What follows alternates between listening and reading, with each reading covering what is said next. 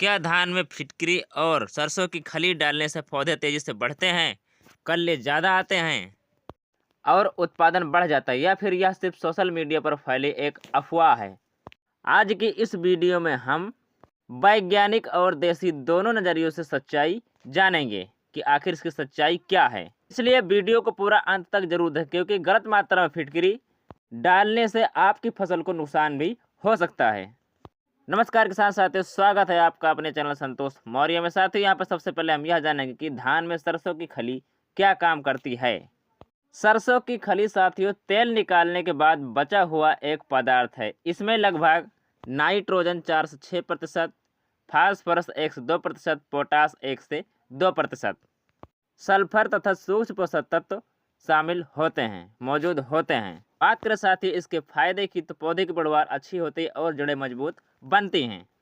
मिट्टी में जैविक पदार्थ बढ़ता है, लाभकारी सूक्ष्मजीव सक्रिय होते हैं, लंबे समय तक पोषण मिलता है। इसके बाद किसान साथियों हम बात करते हैं कि धान में सरसों की खली कब डालें। तो सबसे अच्छा समय है रोपाई से 7 से 10 दिन पहले खेत की तैयारी समय, या फिर रोपाई के बाद 10 से 15 दिन बाद हल्की नमी रहे तब आपको डालना है। अब बात करते हैं कितनी मात्रा में डालनी चाहिए। 1 एकड़ के लिए 100 से 200 किलो अच्छी तरह सड़ी हुई सरसों की खली पर्याप्त है। यदि लागत कम रखनी है तो 50 से 100 किलो भी आप उसका उपयोग कर सकते हैं, लेकिन इसे अकेले न डालकर गोबर की खाद या फिर वर्मी कंपोस्ट के साथ मिलाकर डालना सबसे अच्छा रहता है। बात करें साथियों कैसे डालना है, तो खेत में समान रूप से बिखेरना है या फिर पानी के साथ आपको देना है। पानी के साथ मिट्टी मिला दे या फिर हल्की जुताई के समय आपको देना है। डालने के बाद हल्की सिंचाई कर दें या फिर खेत में अच्छी खासी नमी होनी चाहिए।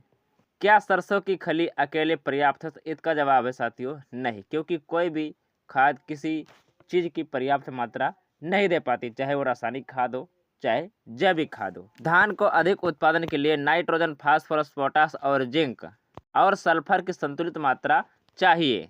इसलिए केवल सरसों की खली पर निर्भर रहना उचित नहीं है। किसान साथियों हम बात करते हैं फिटकरी की, तो फिटकरी मुख्य रूप से एल्युमिनियम सल्फेट होती है।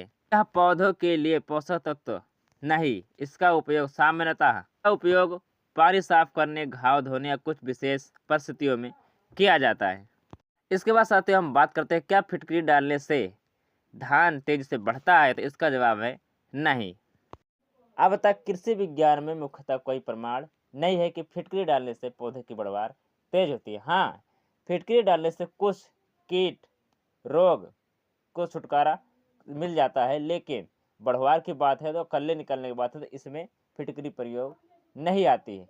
कई वीडियो हमने भी देखी यूट्यूब पे, इसलिए हमने ये वीडियो बनाया है कि किसान भाई तो जो देख लेते हैं वो करने की सोचते हैं कि हम कम लागत में जो है अच्छा खासा फायदा मिले, इसलिए वो कन्फ्यूजन में ना रहें, इसलिए हमने ये वीडियो बनाई है। इसके बाद के साथ साथ हम बात करते हैं कि क्या फिटकरी नुकसान कर सकती है? तो इसका जवाब है हाँ। फिटकरी की अधिक मात्रा डालने से मिट्टी अम्लीय हो सकती है, जड़ों की वृद्धि प्रभावित हो सकती है, सूक्ष्म पोषक तत्व कम हो सकते हैं, उत्पादन पर नकारात्मक असर पड़ सकता है। इसके बाद के साथ साथ हम बात करते हैं कि अगर अच्छी ग्रोथ चाहिए तो हमें क्या करना चाहिए। इन बातों का ध्यान दें। समय पर संतुलित खाद, यूरिया का समय से टॉप ड्रेसिंग, जिंक की कमी हो तो जिंक सल्फेट दें, सल्फर की कमी हो तो बेटोनाइट सल्फर या फिर जिप्सम का भी उपयोग कर सकते हैं। खेत में 2 से 5 सेंटीमीटर तक पानी रखें। खरपतवार नियंत्रण जरूर करें। अब के साथ साथ हम बात करते हैं जैविक किसानों के लिए कि उनको क्या करना है। उनके लिए मेरे पास एक सलाह है, तो आइए उसको भी जान लेते हैं। यदि जैविक खेती करते हैं तो सरसों की खली, सड़ी हुई गोबर की खाद, जीवामृत, घन जीवामृत, वर्मी कंपोस्ट, नीम की खली का संतुलित उपयोग अधिक लाभदायक रहेगा। किन किसानों को सरसों की खली का इस्तेमाल करना चाहिए? जैविक खेती करने वाले और हल्की मिट्टी वाले जो किसान होते हैं उनमें जो है सरसों खली का उपयोग जरूर करें, और जिन खेतों में जैविक कार्बन कम हो उसमें भी इसका उपयोग जरूर करें। और सब्जियां, धान की मिश्रित खेती जो किसान करते हैं उसमें भी सरसों खली का उपयोग करना बहुत जरूरी है। अब किसान साथियों हम बात करते हैं आम गलतियों की। तो फिटकरी की मात्रा ज़्यादा देना, सिर्फ सरसों की खली पर निर्भर रहना, बिना मिट्टी जांच के प्रयोग करना और खेत में डालकर ऐसे छोड़ देना। ये सारी गलतियाँ हैं। यदि आप धान की अच्छी पैदावार चाहते हैं तो सरसों की खली एक उपयोगी जैविक खाद हो सकती है, लेकिन इसे संतुलित पोषण योजना के साथ ही उपयोग करें।